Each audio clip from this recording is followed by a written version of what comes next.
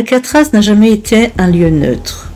Avant les barreaux, avant les hommes, avant même le mot prison, il y avait déjà quelque chose ici. Un rocher nu, planté dans la baie de San Francisco comme une insulte à l'horizon. Un bloc de pierre froide, battu par le vent, encerclé par une eau noire, glaciale et trompeuse. À première vue, ce n'est qu'une île, petite, stérile, sans charme. Mais certaines terres semblent refuser la présence humaine. Alcatraz en fait partie. Les peuples autochtones l'évitaient, pas par superstition naïve, mais par expérience. L'île servait parfois à l'exil, un endroit où l'on envoyait ceux qui avaient transgressé les règles du groupe. Pas pour les tuer, pour les faire disparaître lentement. Déjà, Alcatraz isolait. Déjà, elle séparait. Déjà, elle punissait. Le brouillard y arrive sans prévenir. Il s'enroule autour du rocher comme une respiration lourde. Les sons se déforment. Les distances mentent. On croit être proche du continent, mais il est hors d'atteinte. Toujours. Quand les premiers colons américains posent le pied sur l'île, ils ne voient pas un lieu de vie. Ils voient un outil, un endroit parfait pour surveiller, pour enfermer et pour contrôler. Alcatraz ne sera jamais une ville, jamais un village, jamais un refuge. Elle sera une fonction, et cette fonction sera toujours la même: enlever l'homme au monde. Le paradoxe est cruel. Depuis l'île, on voit San Francisco. On distingue parfois les rires, les lumières, les bateaux, la vie. Tout est là, juste là, et pourtant inaccessible. C'est ce détail qui fait d'Alcatraz une prison avant même d'en devenir une. Les murs viendront plus tard, les cellules aussi, mais l'essentiel est déjà en place. L'isolement, le froid, la certitude qu'aucune aide ne viendra. Alcatraz ne promet pas la mort, elle promet pire, le temps. En 1850, les États-Unis ne pensent pas encore à enfermer des criminels sur Alcatraz. Ils pensent à la guerre, à la défense, à la peur d'être attaqués. La ruée vers l'or a transformé San Francisco en point stratégique. Il faut protéger la baie. Alcatraz devient alors une forteresse militaire. Canons, batteries, soldats. Le rocher se couvre de métal et de poudre. Mais très vite, une autre idée germe. Pourquoi construire une prison ailleurs quand ce rocher est déjà une cage naturelle? Les premiers prisonniers arrivent sans cérémonie. Des soldats indisciplinés, des déserteurs, des opposants, puis des prisonniers de guerre. Alcatraz n'a pas encore de cellules modernes. Les hommes sont alors enfermés dans des bâtiments sommaires, surveillés jour et nuit. Les conditions sont rudes, mais ce n'est pas encore l'enfer qu'elle deviendra. Pas encore. Ce qui frappe les témoignages de l'époque, ce n'est pas la violence physique, c'est la solitude. L'eau entoure tout, les courants sont forts, la température est basse. Et la nuit, le vent siffle sans interruption. Les prisonniers comprennent vite une chose: s'évader ne signifie pas être libre. S'évader signifie se noyer. Pendant la guerre de sécession, puis les conflits suivants, Alcatraz se remplit lentement. Elle devient une prison militaire officielle. Mais déjà, sa réputation se détache des autres. On n'envoie pas les détenus les plus dangereux à Alcatraz.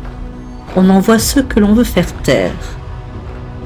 Les rapports mentionnent des hommes qui parlent seuls, d'autres qui refusent de dormir, certains qui demandent à être transférés n'importe où ailleurs.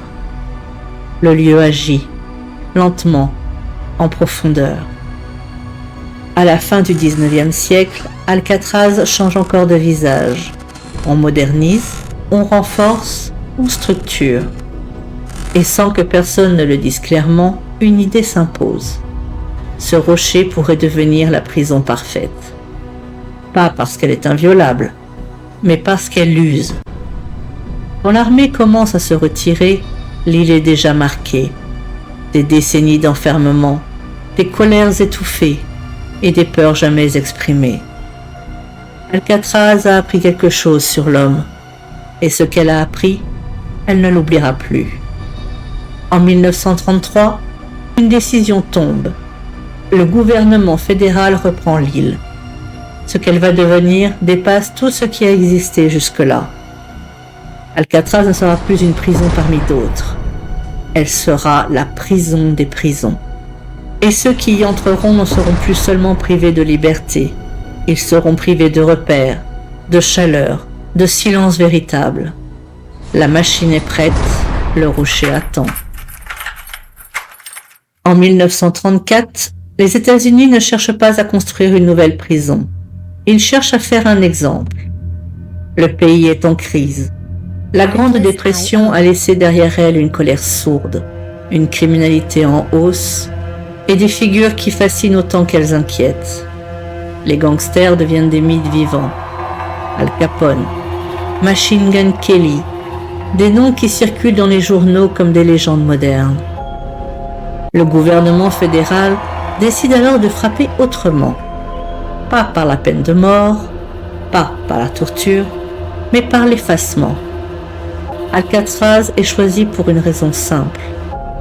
Personne ne peut y survivre mentalement très longtemps sans y laisser quelque chose. Officiellement, la prison est présentée comme un établissement de haute sécurité destiné aux détenus les plus dangereux et les plus indisciplinés. En réalité, c'est un laboratoire. Un lieu où l'on va tester jusqu'où l'homme peut tenir quand on lui enlève tout, sauf le temps. Les travaux commencent rapidement. On renforce les bâtiments existants. On construit le bloc cellulaire principal.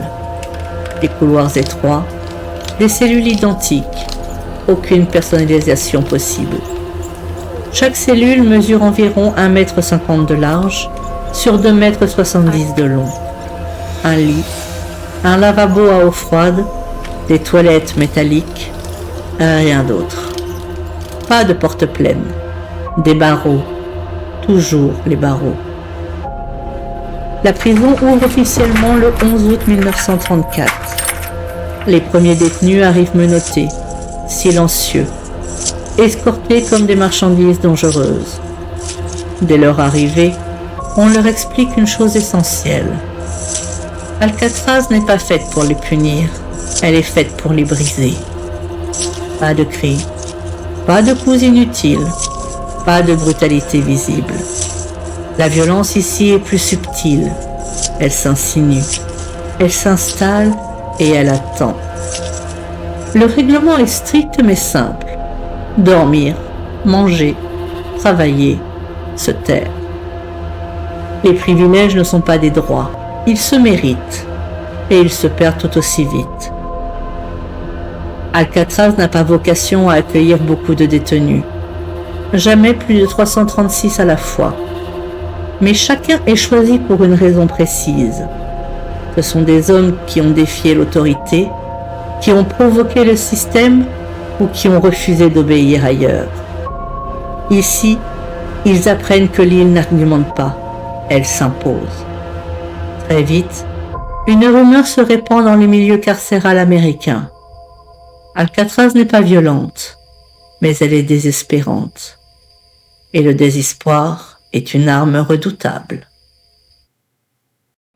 La journée commence tôt à Alcatraz, toujours trop tôt. À 6h30, les lumières s'allument. Pas de réveil brutal, pas de cris, juste la certitude que le sommeil est terminé. Les détenus se lèvent dans le silence, ils plient leur couverture, ils se lavent à l'eau froide, ils attendent. Le petit déjeuner est servi rapidement.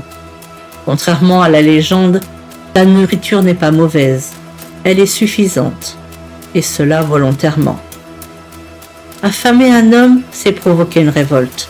Le nourrir correctement, c'est l'obliger à durer.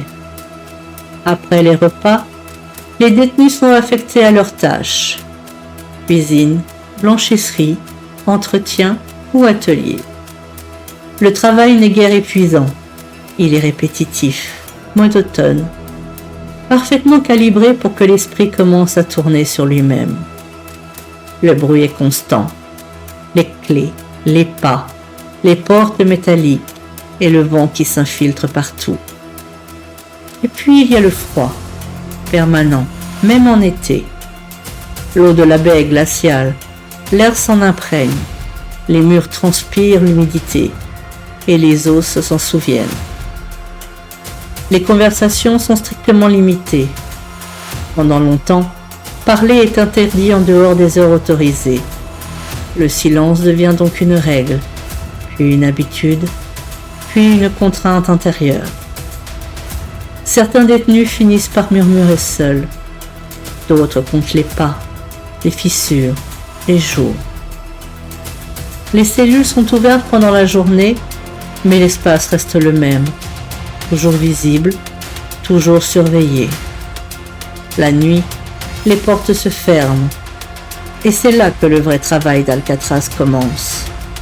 Les bruits changent, les couloirs se vident, et les pensées prennent toute la place. Depuis leur lit, les détenus peuvent entendre la ville, parfois la musique, parfois les rires, parfois même les klaxons lointains. La liberté est là, audible, mais inaccessible. C'est une torture psychologique d'une précision chirurgicale. Certains tiennent, d'autres non. Les rapports officiels parlent de crise de nerfs, de dépression, de tentatives d'automutilation. Mais ils ne parlent jamais de ce que les détenus disent entendre la nuit, ni de ce qu'ils disent voir dans les ombres des couloirs. Pas encore. Car il existe un endroit à Alcatraz où même les plus solides commencent à céder. Un endroit où le silence n'est plus vide. Un endroit où l'obscurité semble attentive. Cet endroit porte un nom simple, froid, administratif. Des blocs. Des blocs n'est pas une simple section disciplinaire.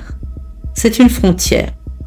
Officiellement, c'est là que l'on envoie les détenus qui enfreignent les règles, ceux qui se battent, ceux qui refusent d'obéir, et ceux qui parlent quand ils ne devraient pas. Mais dans les faits, des blocs est conçu pour une chose précise, faire comprendre à un homme qu'il peut perdre pied. Les cellules y sont différentes, plus petites, plus sombres et encore plus froides. Certaines sont privées de lumière naturelle, d'autres plongées dans une pénombre quasi constante. L'air y est lourd, humide, chargé d'une odeur métallique qui ne quitte jamais les murs. Les détenus y sont enfermés seuls, sans distraction, sans lecture, sans contact. Le temps n'y a plus de forme.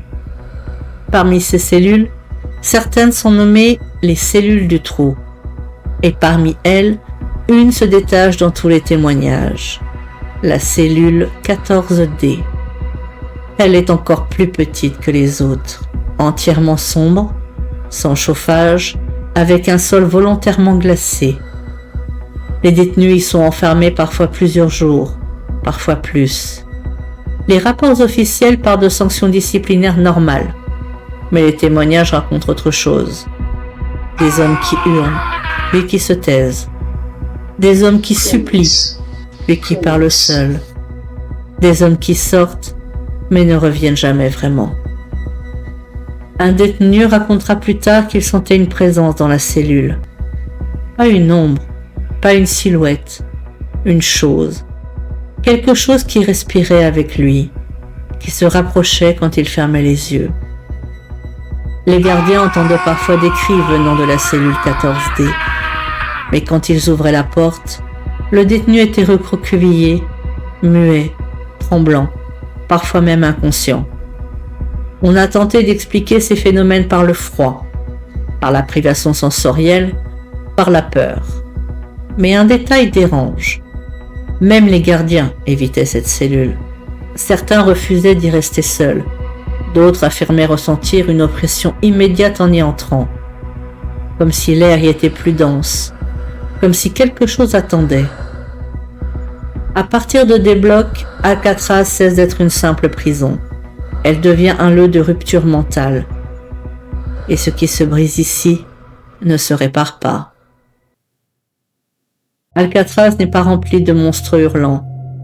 Elle est remplie d'hommes déjà fatigués quand ils arrivent. Les plus célèbres d'entre eux ne sont pas ceux qui ont dominé la prison, mais ceux que la prison a lentement éteints. Quand Al Capone arrive à Alcatraz en 1934, il n'est déjà plus le roi de Chicago. Mais il pense encore pouvoir s'adapter. Mais il se trompe. À Alcatraz, Al Capone n'est personne. Pas de privilèges, pas de réseau, pas de respect particulier. Il tente de s'intégrer en jouant de la musique. Il joue du banjo dans la fanfare de la prison. Mais très vite, il décline. Mentalement et physiquement. Il parle seul, il perd ses repères. La syphilis déjà présente s'aggrave. À sa sortie, il est l'ombre de lui-même. Un homme brisé, incapable de suivre une conversation simple. Certes, Alcatraz ne l'a pas tué, mais elle l'a vidé. Robert Strout, dit le Birdman, n'élèvera jamais d'oiseau à Alcatraz, contrairement au mythe. À Alcatraz, il est enfermé, surveillé, privé de tout ce qui faisait son identité. Il devient alors amer, hostile, obsédé par le règlement. Il passera des années à écrire des lettres de plainte, des pages entières, sans jamais obtenir ce qu'il demande. Alcatraz lui enlève ce qu'il restait de contrôle. George Machine Gun Kelly arrive à Alcatraz en fanfaron. Il en repart dans le silence. Il respectera les règles. Il évitera 10 blocs. Il survivra. Mais à quel prix? À sa sortie, il n'est plus dangereux. Il n'est plus charismatique. Il est vide. Alvin Karpis est l'un des rares à reconnaître la force d'Alcatraz. Il la décrit comme une prison qui ne frappe pas le corps, mais qui attaque directement l'esprit. Il dira plus tard que le plus dur n'était pas l'isolement, mais cette sensation d'être effacé lentement.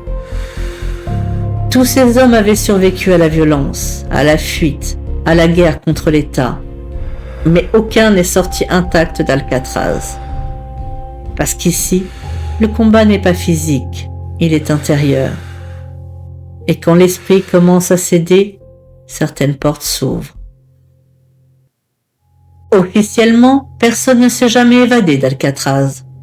C'est la version propre, la version rassurante, la version gravée dans les archives. Mais Alcatraz, comme souvent, ne dit pas tout. Dès son ouverture, les détenus comprennent une chose essentielle. Le véritable mur n'est pas fait de béton, il est fait d'eau. La baie de San Francisco est froide, violente, traîtresse. Les courants changent sans prévenir. La température descend parfois sous les 10 degrés. Un homme non préparé y perd ses forces en quelques minutes. C'est pour cette raison que les premières tentatives d'évasion sont presque désespérées. Certains tentent de s'échapper par les ateliers, d'autres par la cuisine. La plupart sont repris rapidement. Quelques-uns disparaissent. Les rapports parlent de noyades, toujours, mais les corps, eux, ne sont pas toujours retrouvés. Le cas le plus célèbre survient en 1962. Frank Morris, John et Clarence Anglin. 3 hommes, une patience extrême, des mois de préparation. Ils creusent lentement derrière leur lavabo, profitant de la vétusté des murs rongés par l'humidité saline. Ils fabriquent de fausses grilles, des têtes factices pour tromper les gardiens lors des rondes nocturnes. La nuit du 11 juin, ils disparaissent. Le matin, les lits sont là. Les têtes sont là également. Les hommes, eux, ne le sont plus. Officiellement, ils se sont noyés. Mais là encore, quelque chose dérange. Des fragments de radeaux sont en effet retrouvés. Puis, plus rien. Aucun corps. Aucune preuve définitive.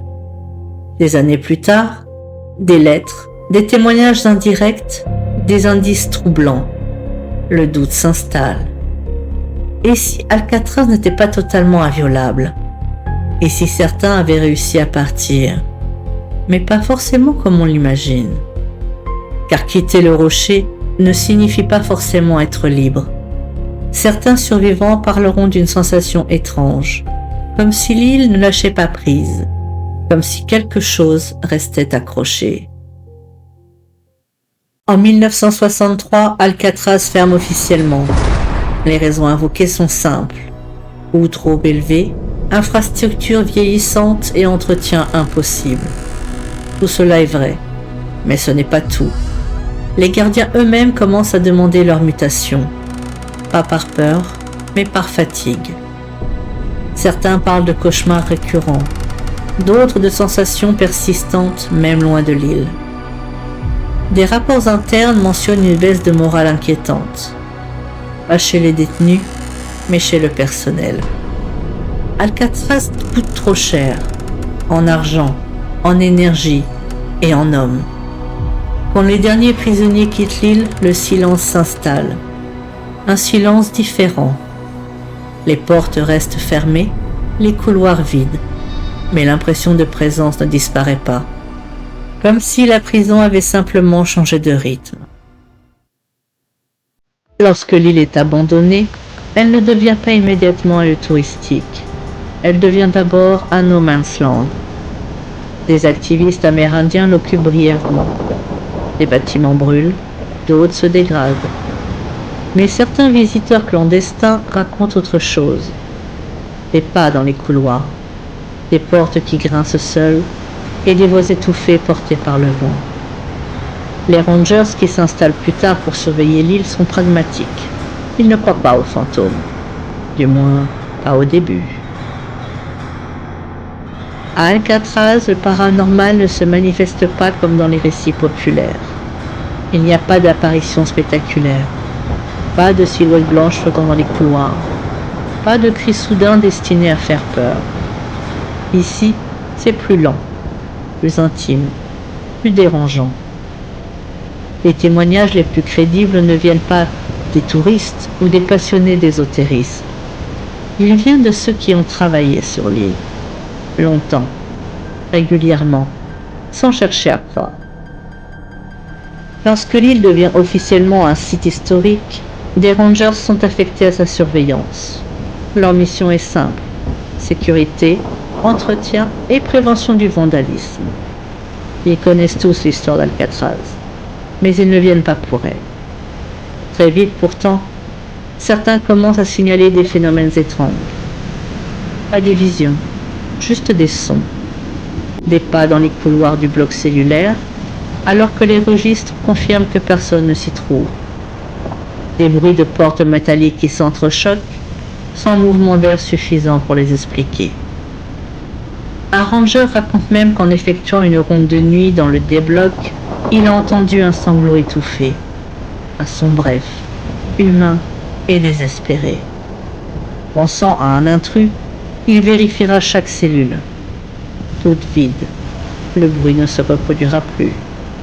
Mais cette nuit-là, il quitte l'île plus tôt que prévu.